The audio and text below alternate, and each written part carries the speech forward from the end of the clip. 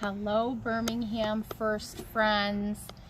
Mrs. O is here in front of my rainbow door that my daughters and I created to make us feel happy during this time where we're at home and not at school or at church or with our extended family and friends. Today I'm going to read the story of Easter.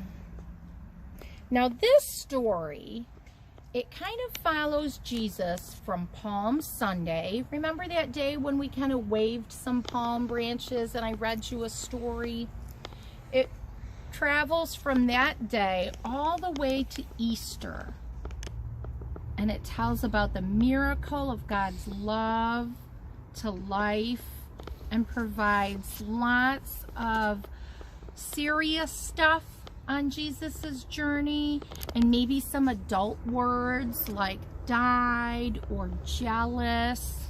That means that we might be kind of sad because somebody else has something that we want, or maybe they're being treated differently. So those are some big adult words, but we are going to read this story. One day, Jesus rode into Jerusalem. The people were happy to see him. They waved palm branches to welcome him in. Oh, remember we talked about how Palm Sunday is kind of like a parade? Look at them all joyful, and Jesus was riding that donkey. Jesus performed many miracles that helped many people. I see this one looks like the story of the loaves and the fishes when he fed so many people. And this looks like maybe the day that he made a blind man see. And this is the day when he was on the water and his disciple friends were in the boat and they were getting so afraid because there was a storm coming and they kept calling out to Jesus.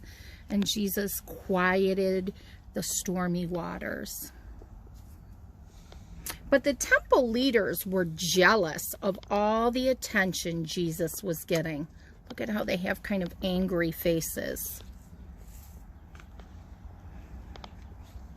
Jesus knew the temple leaders would take him away soon. At night, he ate with his friends. He didn't want them to forget him. So he said, "When you eat bread and drink wine, remember me." So they're having this Last Supper together. There's the bread and something to drink. All his disciple friends are there with him. When we're together at Sunday school, we have a meal too.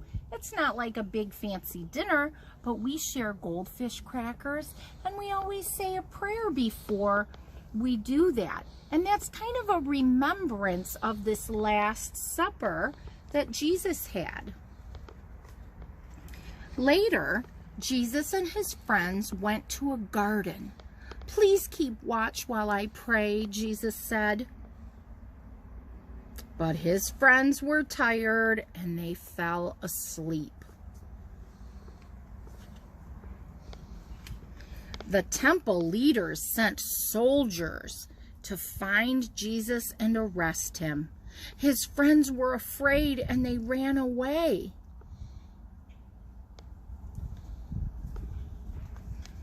Jesus stood before the temple leaders.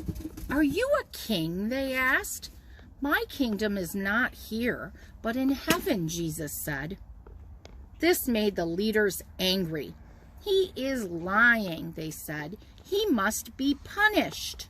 Oh, they have such angry faces. So the leaders said Jesus must die on a cross. His friends were heartbroken. That means they were really sad. Jesus even had to carry that cross all the way up this long path. It was very hard for him. A few days later, some friends went to Jesus's tomb. The big stone had been rolled away. "It's empty," they shouted. Then they saw an angel. Jesus is not in here, the angel said. He is alive again. The friends ran to tell the others. Everyone was happy to see Jesus because he died and rose again. He earned us a place in heaven, and that is why we celebrate Easter. Wow, Jesus was very special.